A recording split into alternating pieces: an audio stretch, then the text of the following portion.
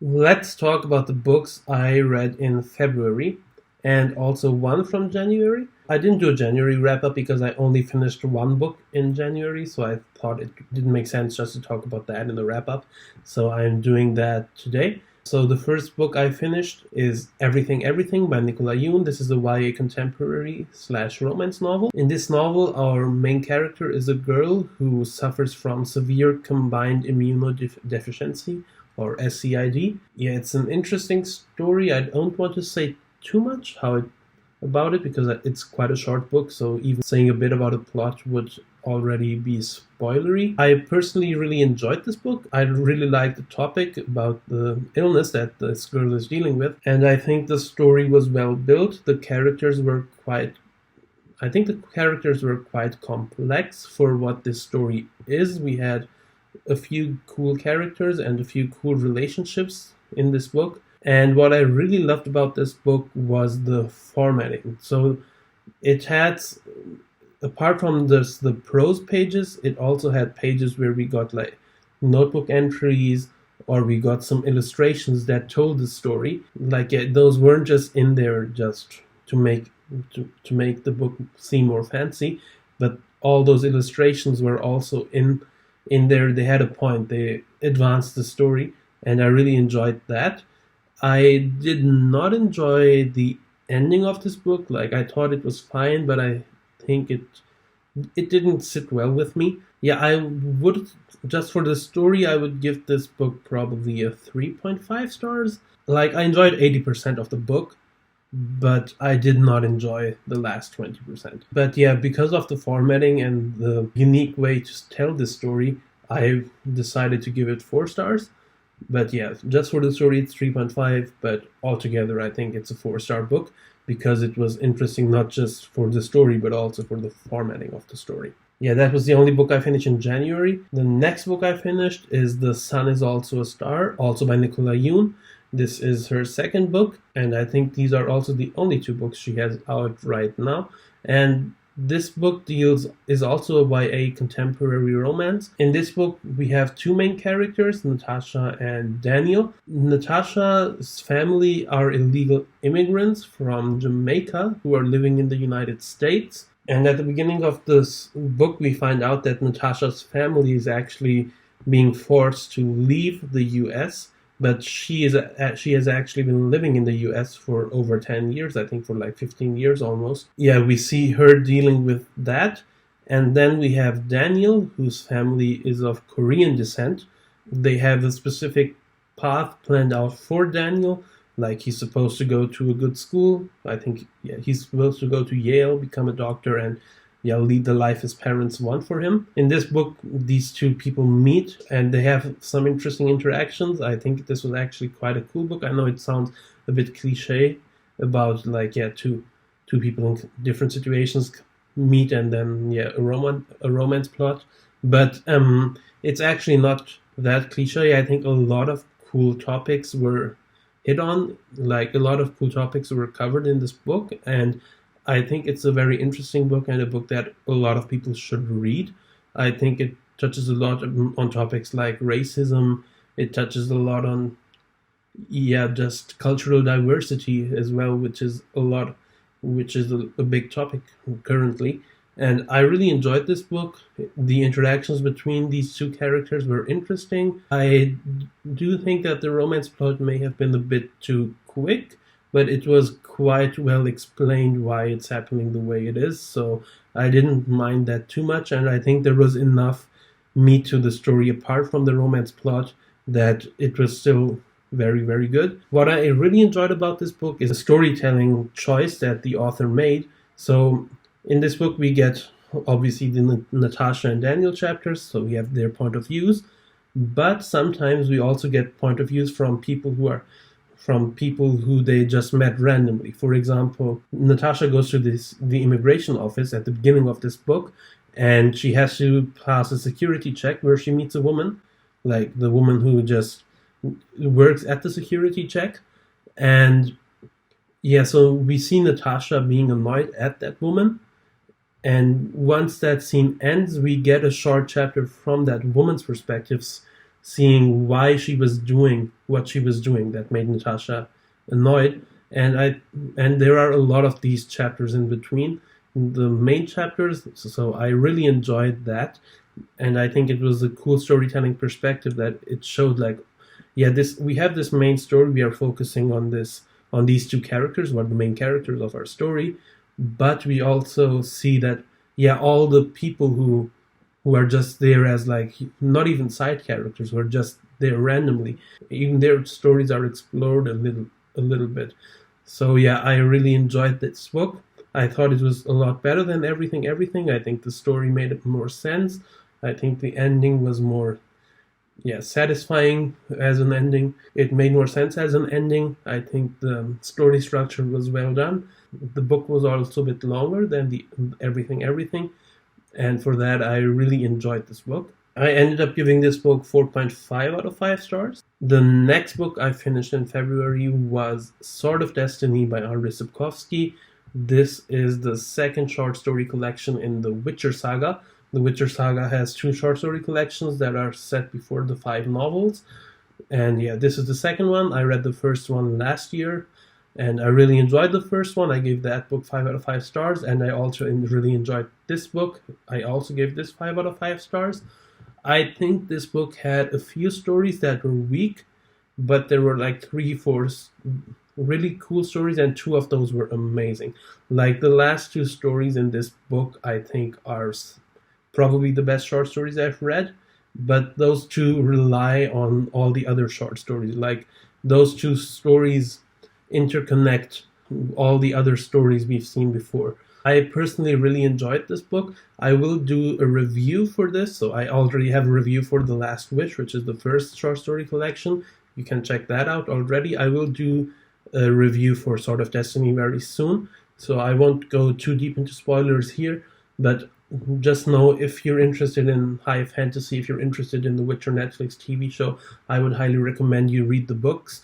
Yeah, I really enjoyed the first 2 short story collections. I gave both of those 5 stars. I'm not sure which one I prefer.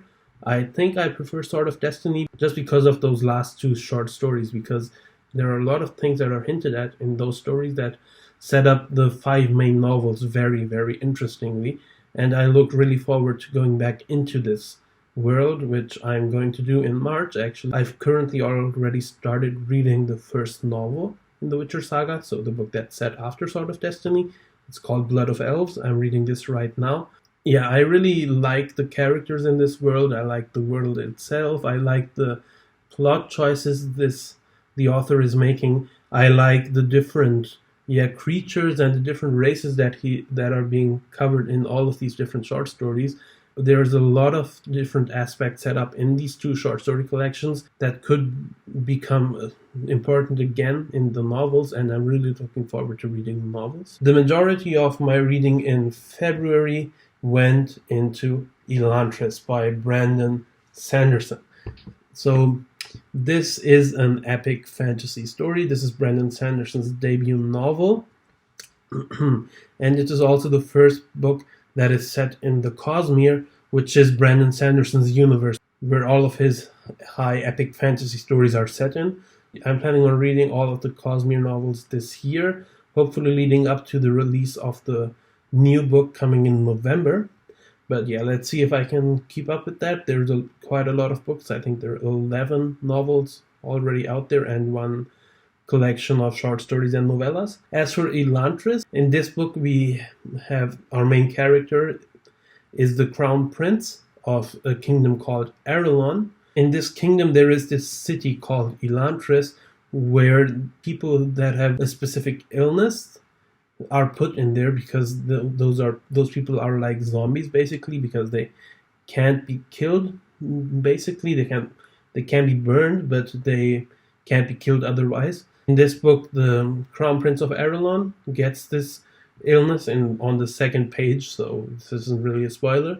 And we see him being put into Elantras and how his life changes and how he deals with being in Elantras. And there's a lot of interesting aspects to his story. We have 2 other main characters. The main character who got the illness is called Raoden, and the second main character is Serene, who was supposed to marry Raoden just, I think, a few days or a few weeks after he got the illness. And we see her come into Arelon. Yeah, we see her dealing with the aftermath of her husband being, or her husband to be, not being there anymore. And then we have a third main character called Hrathen.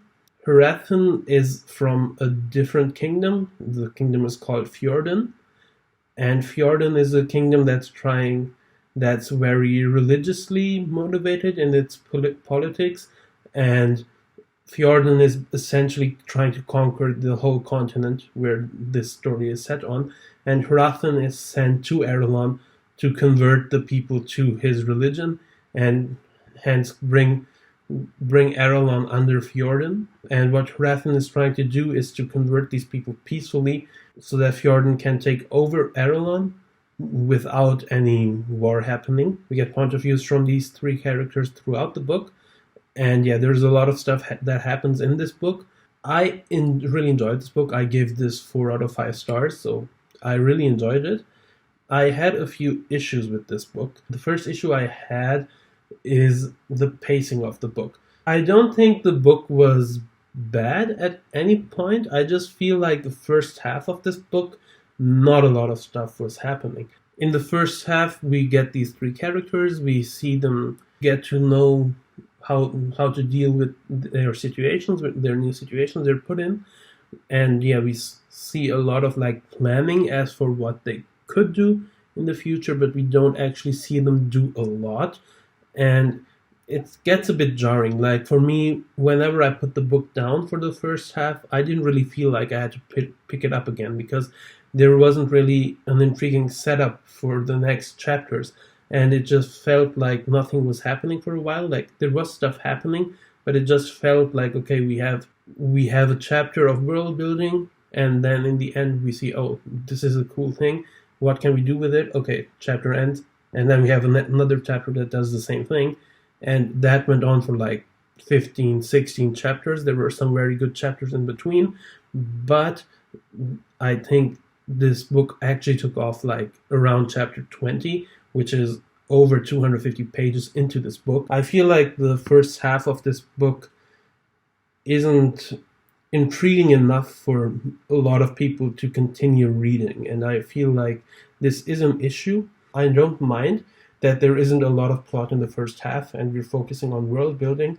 I think another issue for me is that the characters weren't amazing. Like, the characters were fine. I like the characters, but I didn't love any of the characters. So I didn't even want to really find out, oh, are these characters fine? What are they doing next? So yeah, I think if the characters were better, the first half would be a lot more interesting. But yeah, I'm not saying there is no really bad thing about this book. That's the big issue I'm having here. Like, for me, the first half of this book was like a solid 3 stars. And then basically at the halfway point of this book, the pace just changes and a lot of cool stuff starts happening. And I thought like, all right, like, why wasn't anything happening before that? For comparison, reading the first half took me 26 days and reading the second half took me 9 days, which is, for my liking, a bit too much of this. It's too skewed towards the second half. And another issue I had with this, which is related to this pacing issue, is that the third act of this book was too short. Like, the first act is too long, but the third act is too short. And I feel like if those two things could have been remedied, it would have been a very, very good book. Yeah, so I think the first act, like the first part of this book is like 340 pages. The second part is 150 pages. And the third part is like 60 pages. An immensely long first act, a reasonable second act, and a very short third act. And I just feel like the third act needed to be a bit longer and the first act needed to be a bit shorter for the pacing of this book to work. And there needed to be more complexity to the characters. Reading a few comments from the author, you see that the choice to make these characters like they are was intentional. Like, he didn't want to give us a main character like it's typical that, oh, this is a character that has a very troubled past. It's a character that has a very complex background. He wanted to give us a character that really experiences the first really misstep of his life, and I think that's a cool idea. My issue is more with the fact that two of the three main characters were the same, and the third one had very short chapters. So yeah, it just didn't work for me for the first half. But again, I really loved the second half of this book. For me, reading I think 300 pages or so in 9 days is quite a lot, especially since I didn't pick this book up for a few of those days. So for me, it was quite quick reading that. But yeah, I have issues with the first part. I think the second part is very good. I think there could have been some more depth to the ending. I didn't mind the ending. I really liked the ending, actually. But if there were 20, 30 more pages in the third act, I think I would have enjoyed it more. But yeah, again, it's a 4 out of 5 star book. I will do a review with spoilers soon, so if you're interested, wait for that. I will talk about what exactly these issues are that I had in that video. Yeah, so these are my thoughts on Elantras. 4 out of 5. I think it's still a very solid book. I would still recommend anybody to read it, but I can see why people don't recommend starting Brandon Sanderson's work here, because he has two very, very highly acclaimed series, which is the Mistborn series and the Stormlight Archive series. And a lot of people say, well, skip Elantras first, read the Mistborn series first, and then you can read Elantras. And for me personally, I didn't do that because, first of all, I wanted to do publication order, and second of all, I knew that I wanted to read most of his books anyway. I thought I would give him at least 5 books to convince me. So yeah, I was going to read this anyway, and I like going in publication order. That's why I read this first. But yeah, I would still recommend people to read it, but maybe not as their first Brandon Sanderson book, especially if they don't like slow pacing. Though I have heard that a lot of his books have slow pacing in the beginning, so I can't really say. I will do a video on this when I've read more of the Cosmere. Yeah, again, I really enjoyed this book. I think I focused a bit too much on the negative side here. I really enjoyed the plot of this book. I really enjoyed the exploration of magic in this book. I really enjoyed the whole background of what exactly Elantras is and why it is what it is. I really enjoyed all those aspects, but I just feel like the fact that the pacing in the first half isn't perfect just leaves a bad taste in my mouth. And I just feel like there will be people who will have problems finishing this book just because of that. And I'm just sad at that, because this story is quite very, very good. But I just feel like you need to push through the first half, and then you have a really amazing story ahead of you. If you stick too long in the first half, I think you won't enjoy this book as much as you should. But yeah, I think that's enough about Elantras. Yeah, okay. These were all the books I read in February and January. So yeah, it was just 4 books, not too much. I hope to read more in March. I have done a March TBR, so I will link that as well if you want to know what I'm planning to read next month. Yeah, that's it for today. If you liked this video, leave a like, leave a subscribe, hit the notify bell. If you have any suggestions or any thoughts on any of these books, or if you disagree with me on any of these, let me know in the comments. That was it for the video today. Thanks for watching. Goodbye.